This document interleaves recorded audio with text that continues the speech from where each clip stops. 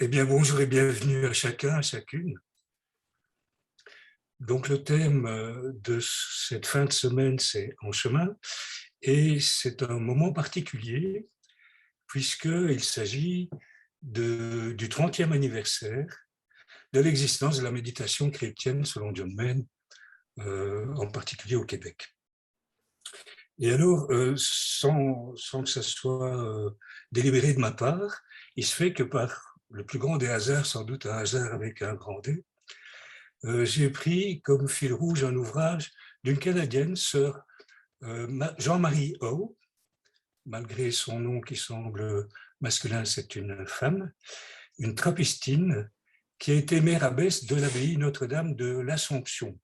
Alors, je ne sais pas si je vais prononcer convenablement, c'est à Rogersville ou Rogerville, une abbaye qui a résulté de l'implantation d'une communauté qui était établie à Lyon en France et qui s'est transférée en 1904, au début du siècle passé, au Canada.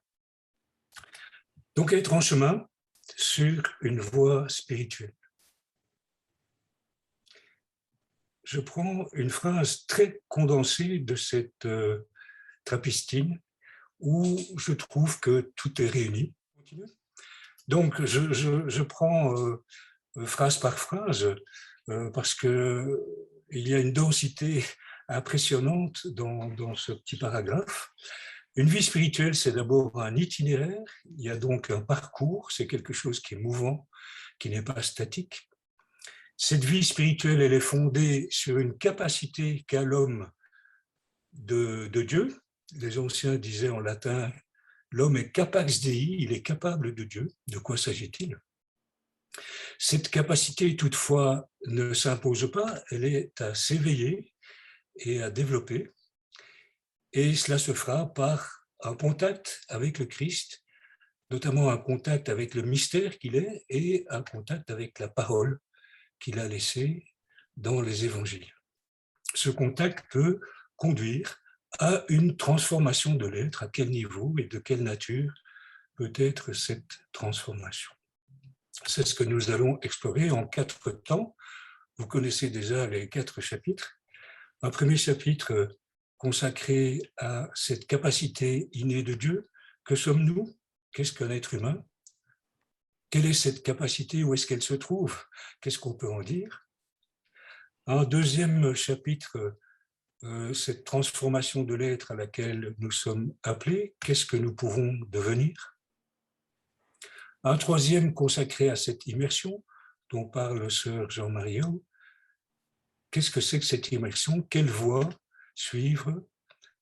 Qu'est-ce que c'est que ce chemin d'immersion en Dieu, en Christ? Et enfin, est-ce qu'il y a des étapes ou du moins des repères sur ce chemin? Première partie donc, cette capacité innée de Dieu. Nous sommes des êtres spirituels. Dès notre conception, nous sommes dépositaires d'une capacité, d'une ouverture à la transcendance. Première approche, dans notre culture, dans notre langue française, nous désignons les 3 dimensions de l'être humain par 3 mots en une petite ritournelle que l'on répète sans trop savoir de quoi il s'agit, parfois. On dit l'homme est corps, âme, esprit. Que disons-nous là quand nous disons ces 3 mots? Pour le premier terme, le terme corps, il n'y a pas trop de difficultés. Le corps, c'est évident, c'est l'enveloppe, c'est ce qu'on voit en premier lieu d'une personne. Donc, on sait parfaitement de quoi on parle. Par contre, que désignent les 2 autres termes, le terme âme et le terme esprit? Puisque là, l'enjeu est quand même important, puisque nous sommes dans une démarche dite spirituelle, il s'agira de distinguer ces 2 dimensions qui portent des noms différents. Ouvrons donc un dictionnaire et regardons, c'est un dictionnaire canadien, tiens, à nouveau, une coïncidence, un dictionnaire électronique canadien qui s'appelle Antidote. Le terme âme est défini comme un principe spirituel de vie et de pensée, etc. Vous le lisez comme moi. Ça, c'est le premier sens. Un deuxième sens, un principe de sensibilité. Celui-là s'oppose à la pensée, etc. Par rapport à cette définition de l'âme, regardons comment le même dictionnaire définit l'esprit. Un premier sens, c'est intelligence, faculté intellectuelle. Un deuxième sens concerne la personne considérée sur le plan de son activité intellectuelle. Et un troisième sens désigne quelque chose d'immatériel. Et je vois le mot âme. De prime abord, j'ai quelques difficultés avec ces deux définitions, parce qu'il y a de nombreuses contradictions, ou en tout cas des choses qui ne sont pas claires. Quand je vois que l'âme est définie comme un principe spirituel, il me semble voir dans le mot spirituel le mot esprit, qui se rapporte à l'autre terme. Donc. Quand je vois qu'il est question de vie et de pensée, j'ai aussi l'impression que la pensée est plutôt une activité intellectuelle. Quand je vois surtout, dans le deuxième sens du mot âme, que c'est un principe de sensibilité qui s'oppose à celui de la pensée, alors que dans le premier sens, on me dit que c'est un principe de vie et de pensée, je commence à perdre pied. Et lorsqu'on me dit que l'esprit, c'est l'âme, je ne sais plus du tout où j'en suis. D'autant plus que l'esprit désigne aussi la troisième personne de la Trinité, avec majuscule, l'esprit, et qu'on dit le Saint-Esprit sans sourciller, mais je n'ai jamais entendu personne dire la Sainte Âme. Je pense que là, on commence à voir poindre une confusion qui est peut-être dommageable à toute vie spirituelle authentique, quelle qu'elle soit, quelle que soit la tradition dans laquelle elle s'enracine. Essayons de voir si les synonymes seraient plus éclairants. Le premier synonyme de âme, je prends toujours le même dictionnaire, est esprit, assez surprenant. Si je vais voir les synonymes d'esprit, je vois que le premier d'entre eux, c'est âme. C'est le serpent qui se mord la queue. Et quand je regarde plus en détail tous les synonymes qu'on accorde à ces deux termes, je vois qu'ils sont strictement identiques. Mot pour mot, l'âme, c'est l'esprit. En français, les deux termes, apparemment, sont devenus synonymes. Je ne peux pas embrayer dans cette définition de ces deux termes parce que je me dis, à l'origine, âme et esprit doivent nécessairement avoir des racines différentes. Ça ne peut pas être exactement la même chose, même si c'est approchant, ça ne peut pas être strictement la même chose. Quand les hommes ont créé ces deux termes sur des racines différentes, ils voulaient désigner très certainement des réalités qui étaient différentes. Est-ce que, en désespoir de cause, je me tourne vers l'adjectif, est-ce qu'on en aurait un petit peu plus d'informations? L'adjectif spirituel, définition de l'adjectif, relatif à l'esprit, mais je vois juste après le mot âme, flûte. Je ne suis pas plus avancé. Je vois aussi que spirituel désigne une personne qui a des propos amusants, qui s'exprime de manière appropriée, et je me dis, ça n'est sans doute pas très proche de la spiritualité, je ne pense pas que c'est un amusement. Si je vois les synonymes de l'adjectif spirituel, je vois qui concerne l'esprit, mais je vois alors, et ça me fait retomber dans la confusion, intellectuel, mental, moral, psychique et même psychologique. Spirituel, c'est du psychologique. Je ne peux pas être d'accord avec cela. Il doit y avoir quelque chose qu'on a perdu, une nuance qu'on a perdue. Je vois un deuxième synonyme qui n'a pas d'existence matérielle, désincarné, et là aussi, je suis un peu surpris parce que je me demande si la spiritualité est quelque chose qui est désincarné, qui est immatériel.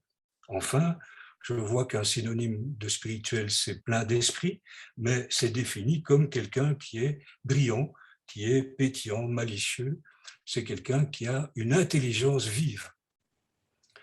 Avec tout ça, je suis un peu perdu et je me demande, je me pose cette question, est-ce que nous aurions perdu l'esprit? Âme et esprit semblent, dans la langue française, s'être confondus au fil du temps, au point de ne plus désigner deux dimensions différentes, mais, selon le contexte, une dimension de type spirituel ou une dimension de type psychologique, mais avec un flou assez important autour des deux termes. Pourtant, si on retourne juste sur quelques citations d'anciens, on voit que les anciens faisaient clairement une différence entre les trois dimensions nommées corps, âme et esprit. 4 citations pour s'en rendre compte. Justin, très au début du christianisme, « Le corps est donc le lieu de l'âme, comme l'âme est elle-même le lieu de l'esprit. » En quelque sorte, des poupées russes, emboîtées l'une dans l'autre. Irénée de Lyon, « Or nous sommes un corps tiré de la terre, et une âme qui reçoit de Dieu son esprit, tout homme, quel qu'il soit, en conviendra. » Pour lui, à ses yeux, à son époque, c'est une évidence, incontestable. Il y a un corps, il y a une âme, il y a un esprit. Un peu plus tard, un millier d'années plus tard, Richard de Saint-Victor, prieur de l'abbaye Saint-Victor à Paris, considère que l'homme dispose de 3 yeux. Il y a un œil du corps qui voit dans le monde, il y a un œil de la raison qui voit dans l'âme, et il y a un œil du cœur qui voit en Dieu. Le mot esprit n'apparaît pas, mais par contre, la raison est associée à l'âme. Tout proche de nous, Maurice Zindel considère que l'homme est un être à 3 étages, et il va définir ces 3 étages. Le premier étage, dit-il, est physiologique. On retrouve le corps. Le deuxième étage est psychologique, et le troisième étage, dit-il, est une simple possibilité, une aimantation, une vocation. Les 2 premiers sont préfabriqués, ça veut dire qu'ils sont fabriqués en grande partie par le milieu, par l'éducation, par la génétique, par tout un ensemble d'influences qui font qu'on est ce qu'on est sur ces 2 plans-là, physiologique et psychologique. Et, dit-il, c'est au 3e étage, je vais un peu vite en parole, mais pas avec l'écran, c'est au 3e étage que se situe tout l'humain, dit-il, et tout le divin. Et il va même plus loin, il dit « Notre véritable moi nous attend au 3e étage, car c'est là que la connaissance de Dieu est inséparable de la connaissance de l'homme. » Ici, clairement, 3 étages, 3 dimensions, 3 plans. L'homme semble donc bien ternaire, la conception s'est maintenue au fil du temps, mais dans le vocabulaire courant, dans le langage courant, il semble bien que ces 3 mots ne désignent plus ce qu'ils désignaient au départ. Alors, comment nommer? Pour essayer de reprendre contact avec cette distinction qui me semble absolument fondamentale dans une démarche spirituelle qui se veut authentique, on va partir d'autres points de vue et d'autres vocables que dans l'histoire de la spiritualité ou de la philosophie ou de la pensée, on a attribué à cette 3e dimension, à cette dimension de profondeur. Un premier terme qui est fréquemment utilisé dans la littérature, c'est la petite voix, la voix ou la petite voix. Voyons ce qu'en disent quelques auteurs en prenant en ordre chronologique et en remontant à Socrate, 2500 ans avant nous. Socrate qui n'a rien écrit, mais Platon dit de lui, « C'est quelque chose qui a commencé dès mon enfance, dit-il, une certaine voix qui, lorsqu'elle se fait entendre, me détourne de ce que j'allais faire sans jamais me pousser à agir. Voilà, dit-il, ce qui s'oppose à ce que je me mêle de politique. Il y a quelque chose en moi qui me dit non, ce n'est pas un bon chemin. » Une certaine voix, en grec, Socrate parlait de son daimon. Daimon, ça a donné en français le démon, mais qui à l'époque n'était pas spécialement malfaisant, qui pouvait être aussi bien bienfaisant que malfaisant. En tout cas, une voix personnelle, une voix intérieure qui inspire le jugement. Platon utilise l'expression daimonion semeion, un signe démonique. En grec, daimonos signifie, l'adjectif signifie qui sait, qui connaît, qui est habile. Je glisse dans une autre tradition, un autre lieu, une autre époque, vers Rumi. Nous sommes au XIIIe siècle, et Rumi dit quelque part qu'il existe une voix qui n'utilise pas de mots. Et il ajoute « écoute ». Ça me fait penser à cette grande injonction de l'Ancien Testament, Shema Israël, écoute Israël. Et ça me fait penser aussi à ce passage de l'évangile de Jean, chapitre 3, la rencontre avec Nicodème, où le Christ dit, le vent souffle où il veut et tu entends le son, mais tu ne sais ni d'où il vient, ni où il va. Ainsi en est-il de tout homme qui est né de l'esprit. Né de l'esprit. Arthur Schopenhauer, pas spécialement chrétien, plus proche de nous, dans une étude qui lui avait été commandée par une société de philosophie danoise, sur la compassion, il dit « Ce n'est pas de là des discours rationnels, philosophiques ou moraux que peut venir cette voix, il parle aussi d'une voix bien réelle, pourtant, qui se fait entendre en chaque homme. C'est connu de tout homme, une petite voix intérieure.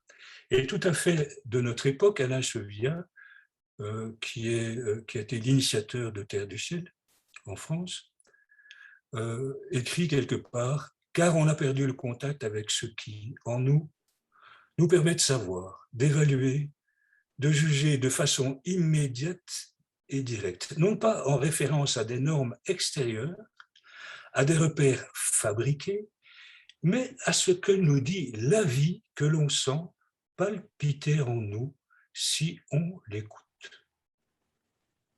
Il faut accéder à cette petite voix. Tout se rejoint ici.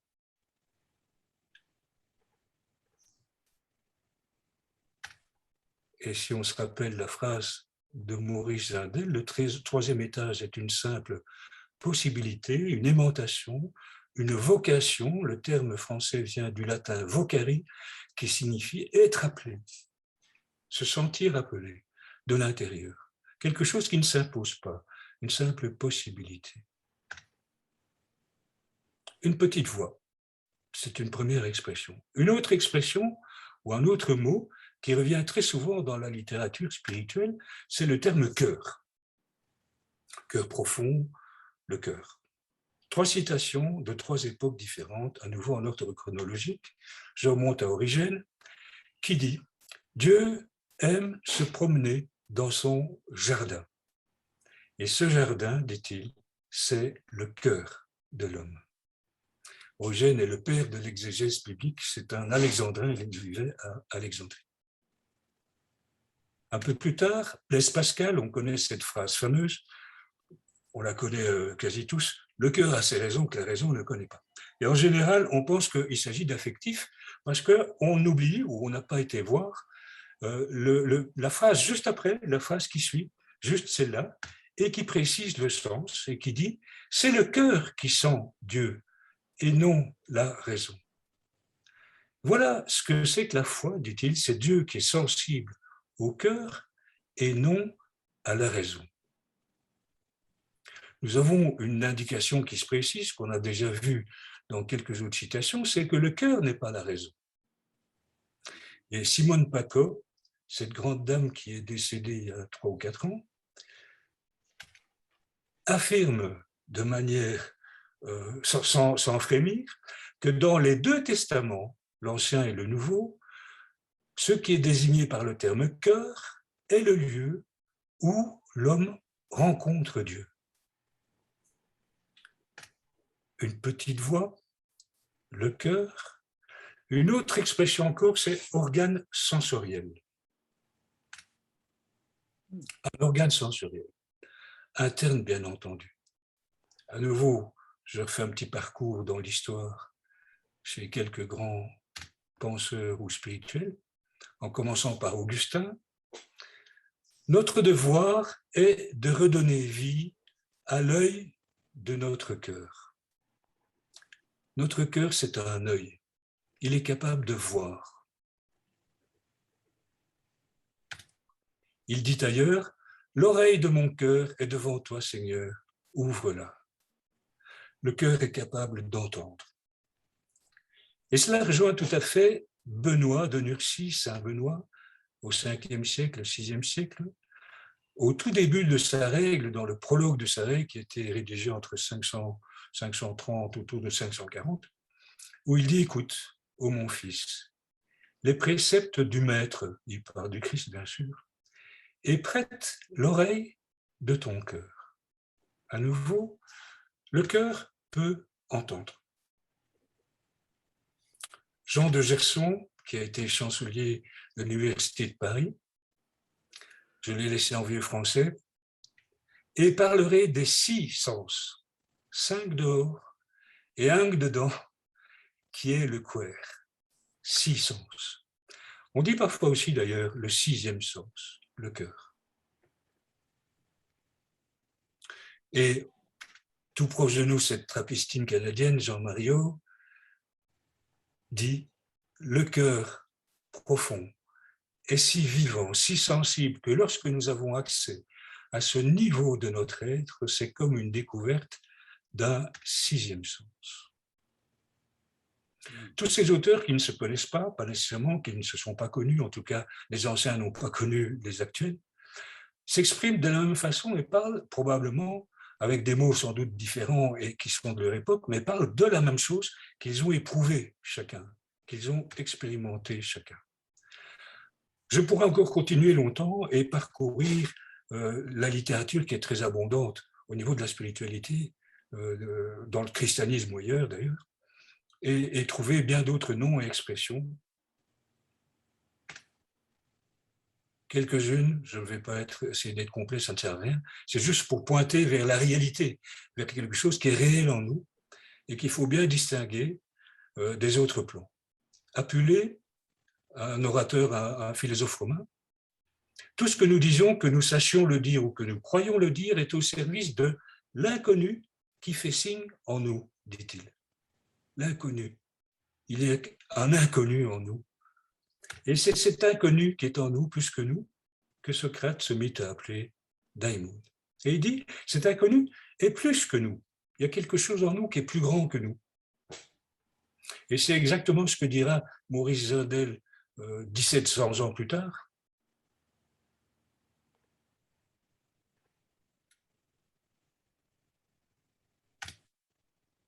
Alors avant ça, Dorothée de Gaza, pardon. Quand Dieu créa l'homme, il déposa en lui un germe divin, une sorte de faculté vive et lumineuse comme une étincelle pour éclairer la raison. Si c'est pour éclairer la raison, ça signifie que cette étincelle n'est pas la raison, elle est quelque chose d'autre, une faculté vive. Schopenhauer à nouveau, il dit dans le cœur humain cet instinct merveilleux qui fait que l'on ressent la douleur de l'autre, un instinct, une sensibilité, une compassion. Olivier Clément, un théologien orthodoxe, va parler d'une antenne infiniment vulnérable à la beauté du monde, à la souffrance des hommes, au Dieu amour. Comment nommer? Comment nommer cette chose? Peut-être que la façon la plus appropriée est de dire il y a quelque chose, quel que soit le nom qu'on lui donne, il y a quelque chose d'insaisissable en nous, mais que l'on peut pourtant percevoir à certains moments, que l'on peut sentir, vibrer, bouger, remuer en nous. Maurice Zindel, voilà, quelque chose de meilleur que nous vit en nous. Quelque chose de plus grand que nous. Quelque chose qui est peut-être un petit peu au-delà de nous, qui est en tout cas insaisissable, qui est certainement mystérieux.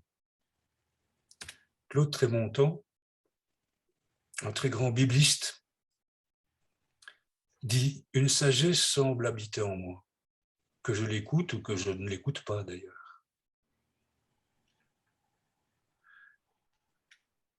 Et je reviens à Jean-Marie O, notre monial.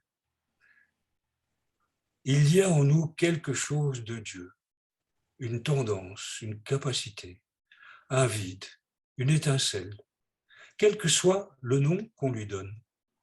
La manière dont on le voit importe peu en fait. Et si j'essaye de rassembler tout cela, j'obtiens une liste impressionnante pour moi en tout cas, et j'ai dû la limiter à la taille de l'écran parce que j'aurais pu la continuer, où des auteurs très nombreux à divers endroits de la planète et à diverses époques ont perçu, ont fait l'expérience d'une dimension de profondeur tout au fond d'eux-mêmes, une dimension qu'ils ne pouvaient pas saisir et qu'ils pouvaient à peine nommer, qu'ils ont nommé comme ils pouvaient, pour essayer de pointer et d'exprimer quelque chose de cette profondeur en eux. Une voix intérieure, un inconnu, etc. Le vrai moi, le fond sans fond, c'est une expression Descartes, de Maître Eckhart. Il y a donc en nous quelque chose qui à certains moments parle, nous parle, quelque chose qui à certains moments sent, ressent, perçoit, entend, voit, comprend, sait, quelque chose qui sait, tout au fond de nous. Pour autant qu'on veuille bien s'arrêter, arrêter de s'agiter, arrêter de faire du bruit, descendre en nous et écouter, comme le dit Rumi. Cette dimension, elle est non mentale et elle est universelle.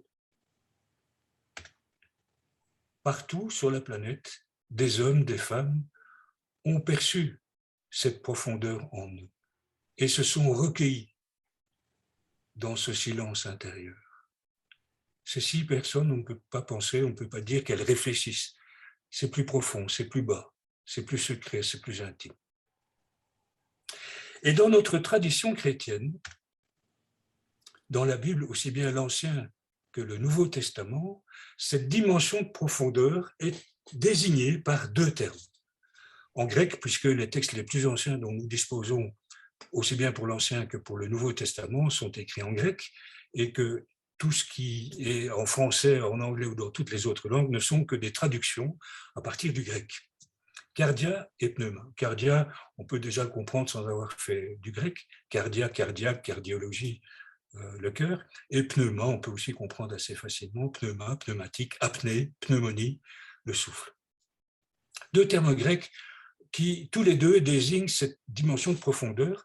Il faut savoir que le lexique de l'Ancien Testament, le lexique grec de l'Ancien Testament comme du Nouveau est commun. Ça veut dire qu'un terme cardia, par exemple, ou pneuma, dans l'un des 2, a le même sens dans l'autre.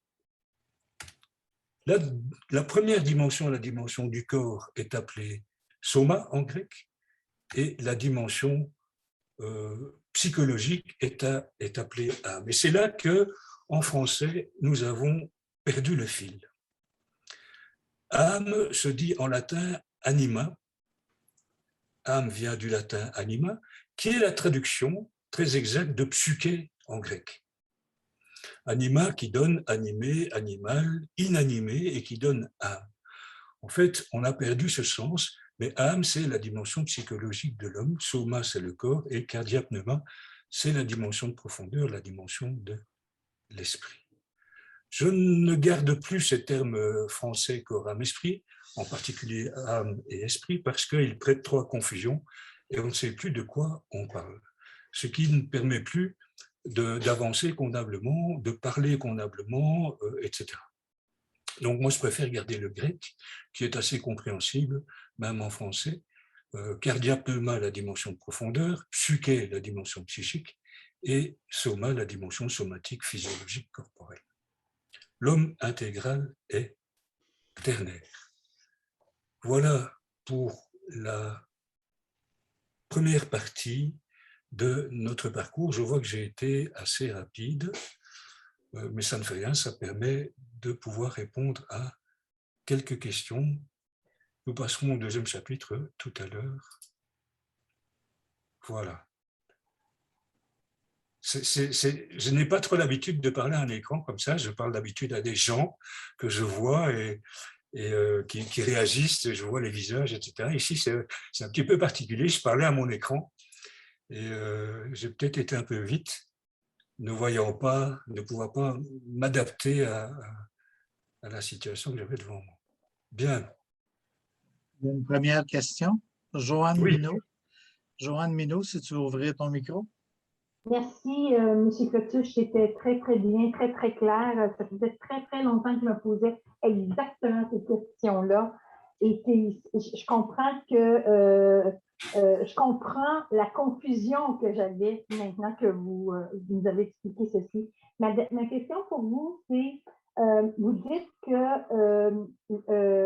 âme et esprit, en français du moins, la distinction est disons, confuse.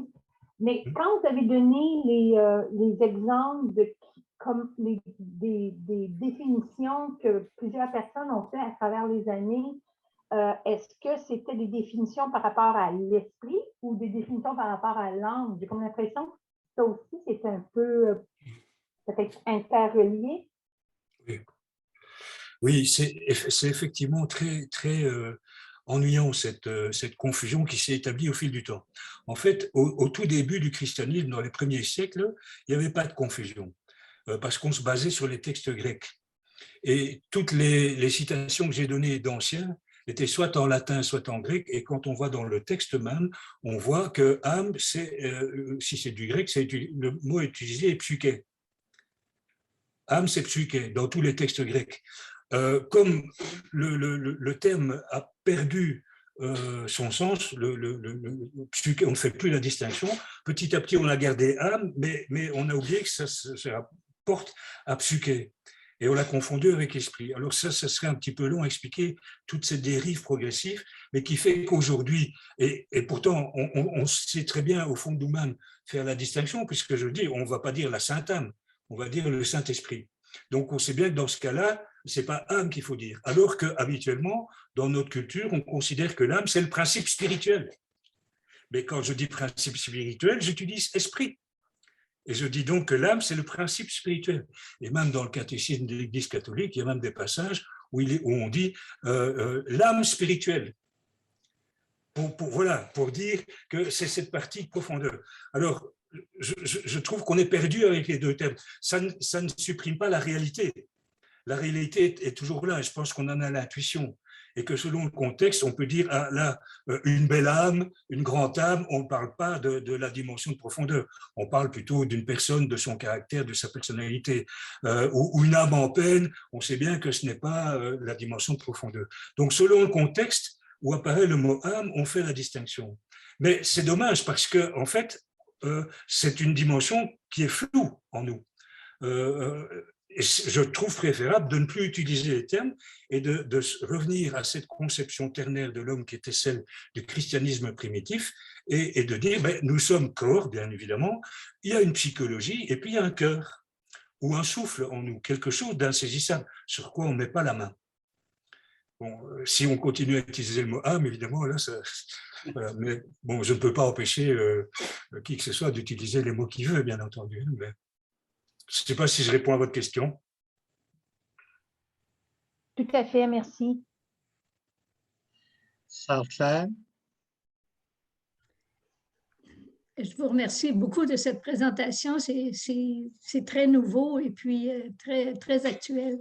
Ma grande question, moi, c'est pourquoi certaines personnes ont très développé cette petite voix, ce sixième sens, tous les noms que vous avez évoqués pour ça, que des personnes sont très, très ouvertes, sensibles à ça, puis que d'autres sont, que ça leur dit rien, cette petite voix. C'est quoi le mystère? Pouvez-vous le... C'est effectivement un mystère. Je suis convaincu, c'est impossible autrement d'ailleurs, que cette dimension de profondeur, elle existe chez tout être humain, que c'est ça qui peut le rendre humain d'ailleurs, et différent des animaux, c'est qu'il peut entendre un appel à une transcendance, à se dépasser, à aller au-delà de lui-même, mais il doit en faire l'expérience. Alors on peut être mis sur la piste par une tradition, par des lectures, par des textes. On peut être mis sur la piste et on voit les mots et on voit des phrases et tiens, voilà, on a peut-être une petite idée, mais je crois qu'en final, c'est quelque chose dont on doit faire plus profondément l'expérience. Et ça ne se commande pas. C'est pas quelque chose que je peux diriger. c'est quelque chose qui peut se dévoiler petit à petit par une forme de compagnonnage pour moi dans ma tradition avec le Christ, avec l'Évangile. À force de mâcher cette parole, à force de l'avaler, à force d'essayer de la comprendre, de la digérer, je peux être mis de plus en plus précisément, clairement, sur la voie du cœur. Ça peut faire résonner mon cœur. Il y a des paroles d'évangile qui sont extraordinaires, qui touchent le cœur. Et il faut se laisser toucher, c'est à ce niveau-là que ça parle et qu'on comprend vraiment. Après, le cerveau n'est pas inutile, on a besoin aussi voilà, de faire des analyses, etc. Mais c'est en premier lieu au niveau de l'être que la parole me touche, c'est d'être à être. Et là, ça c'est le mystère de la vie de chacun. Je ne peux pas répondre à votre question en fait. Comment ça se fait que certains ils s'y ouvrent, d'autres pas? Certains n'ont même pas eu un contact très important avec une religion et ils s'y ouvrent quand même. Parce que ce n'est pas obligé, puisque c'est de l'ordre de l'humain. Je peux très bien avoir mon cœur qui s'éveille sans du tout connaître quoi que ce soit de la divinité, parce que c'est tout simplement être humain. Et plus j'écoute ce cœur, plus je deviens humain, mais je rejoins le divin aussi. C'est là que ça se mélange. C'est là que Jean Adel dit, c'est là tout l'humain et tout le divin se trouvent là au troisième étage. Je ne sais pas si je réponds à votre question. Non, pas vraiment. Si je comprends bien, tout le monde a ça au fond de lui-même, mais Oui. tout le monde ne le développe pas. Est-ce que c'est ça? C'est ça. Et c'est ça. Et c'est même une liberté. Et je veux dire que dans la mesure où nous sommes, en particulier à notre époque, dans une société qui nous abrutit, qui nous ensevelit de messages, surtout au niveau mental et au niveau du corps, surtout sur ces deux couches-là, on nous met des images, on nous met des informations, etc. On est tiré vers la surface. Et on n'est pas tellement encouragé à descendre dans le silence du cœur et à écouter. Et donc là, il y a un contexte qui peut être aussi très entravant, handicapant par rapport à cela. Et ça n'empêche pas que ça existe. Ça n'empêche pas cette réalité d'exister en nous. J'ai travaillé un petit peu en soins palliatifs et j'ai vu des gens qui, en fin de leur vie, à la fin de leur vie, quand ils voient la fin arriver, le cœur s'éveille. Et ils ont très bien pu vivre toute leur vie au niveau de la surface, c'est-à-dire au niveau du psychosomatique, au niveau de la psyché. Là, la psyché et le corps sont démantibulés, sont secoués, sont peut-être lézardés, sont fracturés. Et là, peut-être, c'est une possibilité pour le fond, pour le cœur, d'être entendu à ce moment-là. Mais ça n'a pas d'importance si c'est à la dernière seconde. Ce sont les ouvriers de la dernière heure. C'est pas important pour Dieu. Le temps n'existe pas. Donc là, on a une vie pour essayer de s'éveiller, mais ça ne nous sera jamais imposé. Dieu est trop respectueux de l'homme pour imposer quoi que ce soit. Il lui donne un Oriane capable de l'entendre, mais il ne l'oblige pas d'entendre. Je peux ne rien écouter, je peux ensevelir, je peux mettre des couvercles. Et je n'ai pas de sanction pour ça. Simplement, je passe à côté de quelque chose. Et je vais peut-être avoir des larmes quand je vais m'en rendre compte. Quand je vais réaliser que je suis passé à côté de ma vie, ou de la vie. Enfin, voilà. J'ai des tas d'images et de situations qui me viennent, notamment un ami. Mon meilleur ami, c'était quasi un frère pour moi. J'avais 32 ans, lui aussi, même âge. Et il a eu un cancer du foie qui s'est très vite généralisé. Il souffrait atrocement. Et il me disait, et je ne comprenais rien à ce qu'il me disait, mais j'écoutais avec tristesse, douleur, etc. Mais il me disait, Éric, si on me donne une deuxième chance, je vivrai une autre vie. Et c'est longtemps après que j'ai compris que c'est cette voix qui se disait en lui, qui lui disait, mais tu avais peut-être d'autres choses à vivre. Et au moment même, je n'ai rien compris parce qu'il fallait cette maturité, il fallait peut-être que je passe par des expériences, par des souffrances, peut-être des déchirures, pour petit à petit réaliser que l'essentiel, il n'est pas à la surface, que l'essentiel, il est tout au fond, mais on peut traverser l'existence et être, comment je veux dire, absorbé par la société et ne pas même savoir qu'on est porteur de cela. Aujourd'hui, c'est peut-être un drame. On n'a pas beaucoup transmis. Il y a un défaut de transmission vis-à-vis des jeunes. Bref. Vous avez annoncé, Éric, oui. Normalement, vous avez une deuxième partie à l'exposé de ce matin? Oui, c'est vrai, frère Michel. Êtes-vous à l'aise qu'on poursuive avec cela? Ou, Oui, tout à l'heure. Hein, tout à l'heure, hein. Non? Est-ce que c'est pour cet après-midi, votre deuxième partie, ou maintenant? Oui. OK, c'est pour l'après-midi. Ah oui, oui, là, Je pensais que c'était ce matin, que vous ah, aviez mais un deuxième. je peux faire une deuxième partie maintenant, si vous voulez. Elle est prête, mais Non, non, Ben, non, non, non. OK. Donc, on est dans l'espace de conversation, là. Pour bien se comprendre. Hein? Donc, ce matin, vous nous avez invités à parcourir toute cette découverte oui, de différentes dimensions et tout oui, ça. Et donc, nous sommes actuellement dans le partage de questionnements, de questions qu'on voudrait c'est ça. poser. Oui, Et c'est ça. c'est très bien comme ça, là. On se comprend bien. D'accord, Alors, cet d'accord, après-midi, c'est le deuxième volet c'est que ça, vous allez présenter. c'est ça. Donc, la parole est encore à nous. Hein? Oui, oui, bien sûr, bien sûr, bien sûr. On Comment- se comprend mieux, là. Oui, oui, tout à fait. Petite précision quand même, il m'a fallu de longs mois, de nombreux mois, pour remettre les cases en place lorsque j'ai découvert que corps, âme, esprit ne désignait plus tout à fait les réalités véritables. J'ai trouvé ça chez Claude Trémond, chez, oh, j'oublie son nom, un auteur français, qui m'a fait découvrir que, voilà. Et j'ai mis plusieurs mois à remettre les cases en place, et aujourd'hui, je n'utilise plus les termes français parce que je m'y perds. Ça ne correspond plus. Ça n'enlève pas la réalité est toujours là. Mais si je n'ai plus le pointeur vers la réalité, et si mon pointeur indique des choses variables, ben, je suis un peu perdu. Et c'est le cas aujourd'hui avec le mot âme qui désigne tantôt une dimension proprement spirituelle de profondeur et tantôt un état d'âme, comme on dit, ou un état d'esprit, comme on dit. J'espère que je ne vous égare pas. Dites-moi d'autres questions. Madame Plouffe, Oui, Louise Plouffe. Louise Plouffe. Madame Plouffe, c'est à vous? Non, on n'entend pas. Madame Plouffe, vous avez levé la main? Conférence très. Oui, oui, oui. Vous m'entendez? Oui, Oui. ça va. Oui, d'accord. Merci beaucoup de cet entretien vraiment stimulant.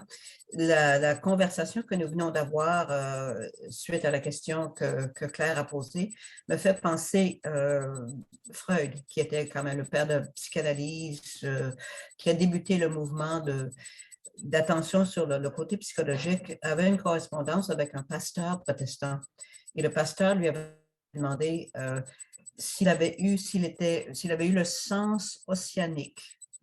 Oui, c'est ça. C'est comme Oui. ça qu'il l'appelait. Et Oui, Freud lui avait... Oui, c'est ça. Et Freud, c'est le sens océanique, le sens de l'infini, de l'universel, d'être en présence de ce qui nous dépasse infiniment. Et Freud a répondu carrément que lui, non, il n'avait jamais vécu, il ne connaissait pas du tout, c'était hors de son expérience personnelle. Puis il le disait très simplement, très humblement, ce n'était pas son expérience. Alors, c'est à ça que ça m'a fait penser, et aussi le mot, le terme de sens océanique qui décrit bien ce qu'on éprouve en faisant la méditation. Le sentiment océanique. Sentiment océanique, oui. Oui, c'est ça. Oui, oui, c'est encore une expression, effectivement. Ou le sentiment du numineux. Le numineux, pas le lumineux, mais le numineux avec un N. Le numineux, le sentiment de transcendance. Il y a des moments et des phénomènes de la nature où on se sent transporté, on se sent en communion avec l'univers, on se sent fils ou fille des étoiles, enfin, où on a une dimension cosmique. On peut ressentir ça, une ouverture. Oui, c'est ça, le sentiment océanique. Ouais. Mais Freud considérait la religion comme une illusion. Oui. Je pense que Michel Derichet avait levé le doigt, là. Oui. Je voulais juste demander, au fond, l'expression « cœur profond » de Simone Paco est une belle jonction. Voilà. C'est ça. Oui, tout à fait. Tout à fait. Tout à fait. Et Jean-Marie Haut, le sœur Jean-Marie Haut, l'utilise aussi. Le cœur profond. C'est une expression assez courante. Là. Actuellement, je la vois souvent, le cœur profond. Donc, il ne s'agit pas, bien sûr, du cœur, l'organe qui fait circuler le sang, bien sûr. Merci.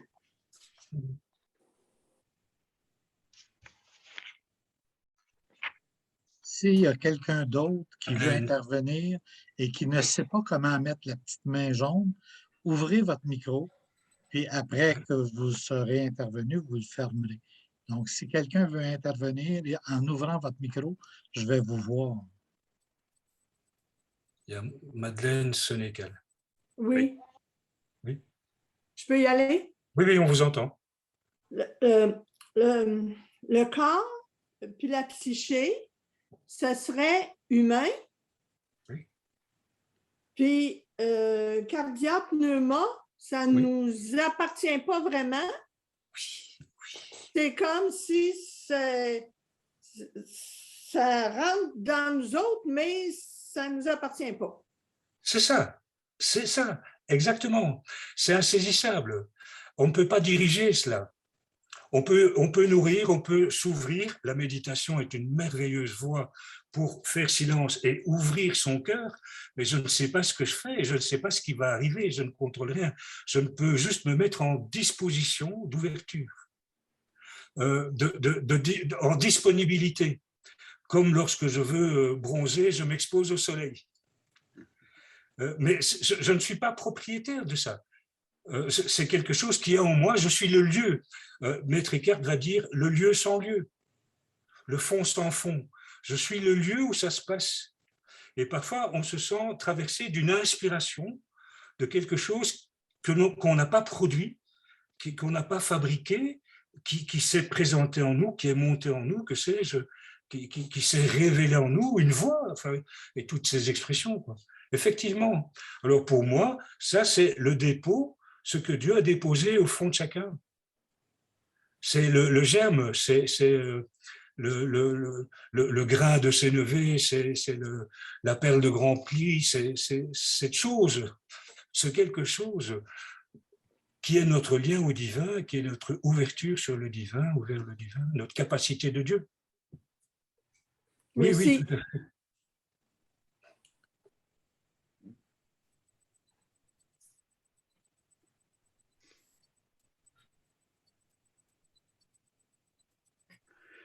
J'aime bien, Madeleine, que vous ayez utilisé les termes grecs, cardia, pneuma.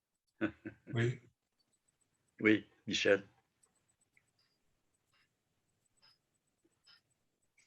Oui, Michel, oui. Oui, oui. Je vais simplement ressouligner cette présentation de la religieuse cistercienne.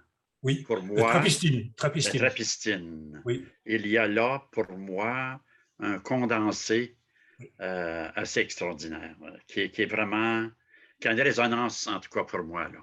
Oui, oui, à travers, on a voyagé à travers le temps et les manières de voir, mais donc il y a là quelque chose, ça serait intéressant qu'on puisse avoir, parce que je n'ai pas eu le temps de prendre totalement en note ce qu'elle dit, mais ça mériterait qu'on puisse, de quelque manière, la revoir. Oui, oui. Ouais. Oui, Si on a le temps, si c'est facile pour vous de revisualiser cela, je pense que ça vaudrait le coup. Frère Michel, vous voulez que je le fasse tout de suite? Ben, si vous voulez, oui. Je vais reprendre, alors, je repartage mon écran et je reprends. Alors, il faut que je retrouve la bonne page. Voilà.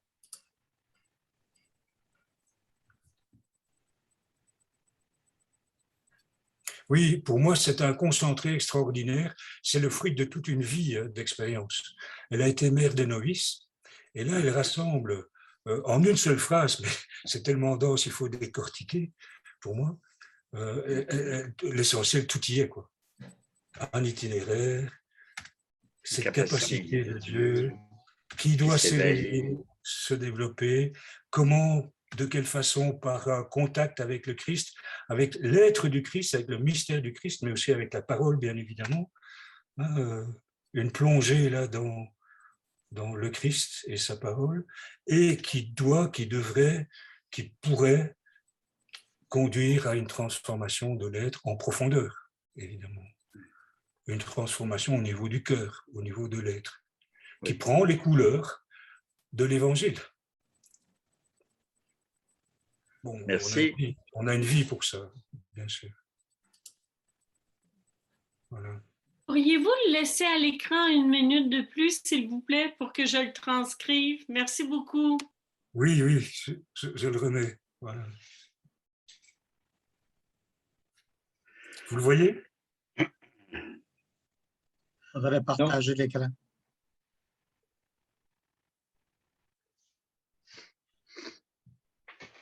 Ah, je ne l'ai pas partagé, peut-être mon écran.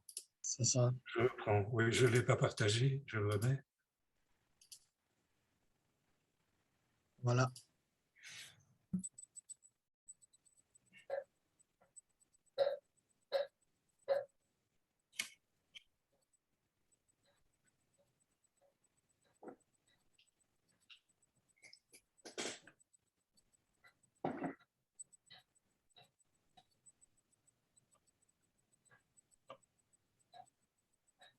Vous me dites quand c'est bon. Est-ce que c'est cette phrase-là qui était dans la publicité, là, Oui, oui. Oui, oui, oui, oui. donc tout le monde là, effectivement. Ah oui, effectivement, oui, effectivement. Et le titre du livre, est-ce que ça a été écrit en anglais d'abord, puis ensuite traduit? Oui, c'est ça, exactement. Alors, en français, c'est itinéraire spirituel. En anglais, je ne sais pas. Merci beaucoup, c'est fait pour moi. Merci. D'accord. Voilà.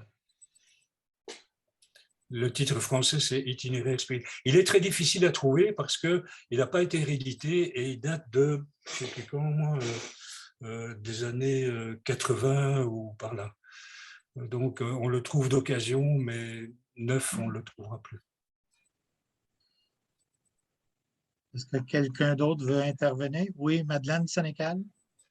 Oui, j'aimerais savoir, quand on apprenait, notre âme est créée, mais est immortelle. Elle ne mourra pas. Comment est-ce qu'on situe ça dans ce schéma-là? Alors, l'âme, dans ce sens-là, c'est cardia pneuma. Ah, OK. Ce n'est pas psyché. Dans ce sens-là, dans le sens que vous dites, c'est cardia pneuma. Oui. Mais c'est cette part divine en nous. la partie divine, Oui. mais il nous disait quand on était jeune que notre âme était créée. Mais le pneuma, là, le souffle de Dieu, il n'est pas créé, lui. Il est toujours là. Ah oui, mais il a si, toujours été là, là. Non, il n'est pas toujours là. Il s'incarne au moment de la conception. Je veux dire, au moment de la fabrication d'un nouvel être humain, il y a cette dimension de profondeur qui est incorporée en lui, je ne sais pas comment, mais qu'il hérite ou qu'il reçoit à ce moment-là, au moment de la conception. On n'existe pas avant d'être conçu. Nous sommes des créatures. Dieu nous crée entièrement, de la tête aux pieds. Il n'y a pas de vie antérieure dans le christianisme. Alors, cardia puis pneuma, c'est pas Dieu, c'est le souffle de Dieu. C'est ça, oui. Ah, bien sûr, c'est pas Dieu. Bien sûr, je ne contiens pas Dieu. Dieu, il est bien au-delà de moi. Mais j'ai quelque chose de Dieu.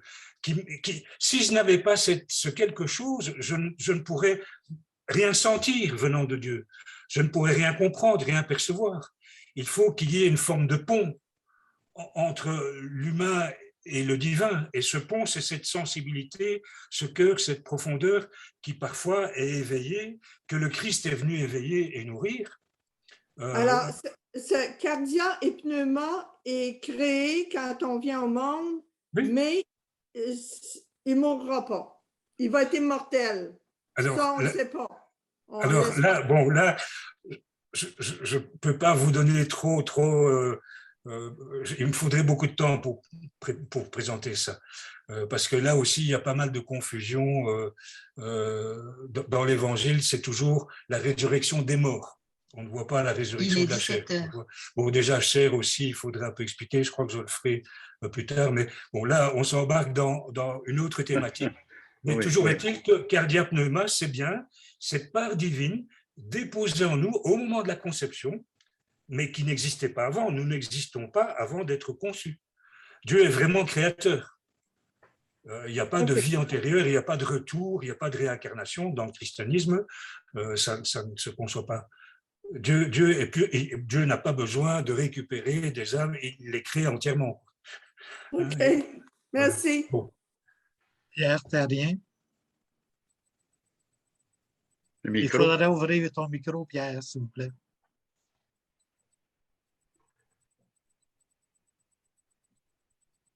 Merci, Éric, pour cette présentation que je trouve formidable. Parce que ce matin, on a débuté notre rencontre avec Michel qui nous a présenté un psaume qui est le psaume 138. Si on prend la Bible dite catholique, ou 139 si c'est la Bible selon le monde hébraïque. Et à ce moment-là, on peut faire un lien avec assimilation. Donc, si on éclaire le début d'une rencontre par la parole de Dieu, à ce moment-là, ça peut nous permettre d'assimiler qui nous sommes. Parce que si on relit le psaume 138, à ce moment-là, c'est là qu'on voit toutes les étapes qui sont présentes là. Mais malheureusement, ayant œuvré, là, et les malheureux que j'ai rencontrés lorsque j'œuvrais avec la Société biblique, beaucoup plus d'études théologiques de la parole de Dieu que de l'assimilation que tu parles ce matin. Tout le bienfait vient de ce qu'on assimile par, comme tu le disais tantôt, à un moment donné, on lit un texte, on le relit, et à chaque fois, on y découvre des pistes nouvelles pour mieux vivre soi-même. Et là, le pneuma puis le cardia là, prennent tout corps. Mais moi, j'ai trouvé qu'à un moment donné, j'avais un discours qui s'adressait à personne. Parce que, toi puis ta Bible, toi puis ta Bible, toi puis ta Bible. Parce que mon rôle au sein de la Société biblique était d'offrir la parole de Dieu et éveiller les personnes à la mettre dans leur vie et non en faire des études théologiques. Et à un moment donné, nous avions des vénéreux donateurs qui avaient le plaisir de dire hey, on va vous offrir l'opportunité à la Société biblique de présenter le Nouveau Testament en grec à tous ceux qui étudient le grec. Et ça a été un grand renversement. En tout cas, je parle pour l'Université Laval, parce que j'ai beaucoup traité avec eux. Et tout ce que tu as parlé tantôt en grec, c'était vraiment formidable de voir ce que ça peut avoir apporté chez ces étudiants d'aujourd'hui, bien les étudiants d'aujourd'hui. Parce que je ne veux pas critiquer ceux qui étaient dans le passé, mais eux autres, c'était vraiment là, de l'étude du B à bas. Tandis qu'aujourd'hui, c'est un enseignement qu'on offre au Nouveau Testament. Assimilation, c'est toute la différence. On ne fait pas juste un gars avec un diplôme ou une femme avec un diplôme. Il faut le mettre dans sa vie. Il faut manger cette parole. Il faut l'ingurgiter, il faut la métaboliser. Oui, bien sûr. Merci, Éric. Merci, Pierre. Oui. Monsieur Marc Bellemare, oui. On a convenu qu'on gardait un espace de conversation. Je pense que par les questions ou commentaires qui ont repris un peu comme le cœur de l'intervention ce matin de Éric, je pense qu'il y a là quelque chose qu'on peut davantage assimiler. Alors, je ne sais pas si vous êtes d'accord, Éric, avec ça aussi. On avait convenu qu'on donnait, après l'exposé, maximum 20 minutes pour nous permettre d'aller sur notre propre terrain, notre réflexion personnelle. Je suggérerais qu'on puisse arrêter ici. Là. Êtes-vous à l'aise avec ça? Ah oui, moi je suis à votre disposition. Je pense qu'il y a de quoi, une découverte, une perle précieuse qu'on a pu découvrir. Il s'agit de la conserver précieusement.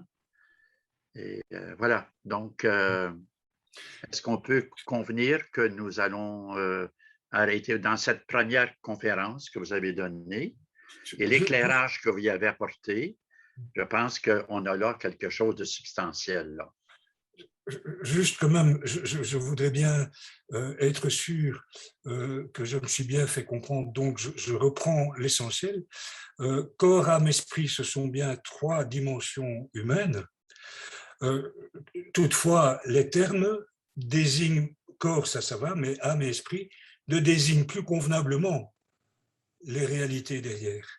Alors que le grec désigne mieux, si on revient au grec, les 3 réalités. Donc ça ne supprime rien du tout, ça ne change rien du tout, ça ne modifie rien du tout.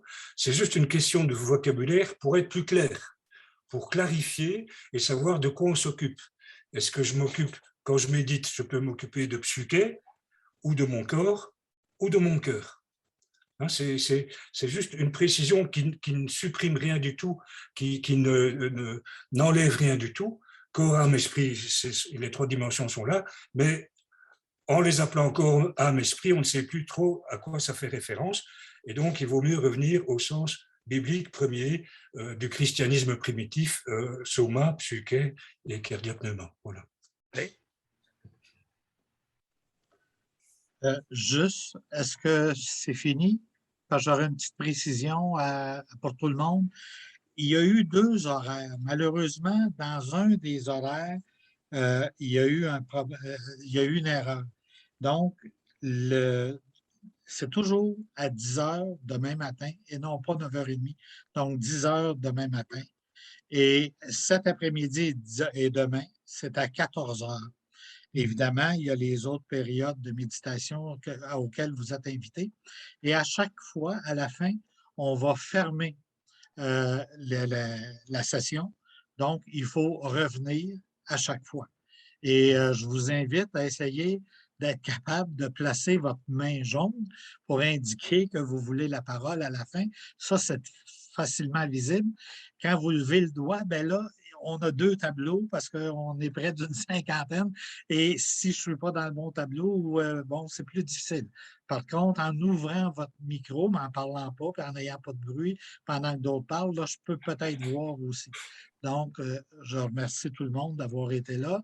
Fait que je vous invite à arriver entre 15 et 5 minutes avant.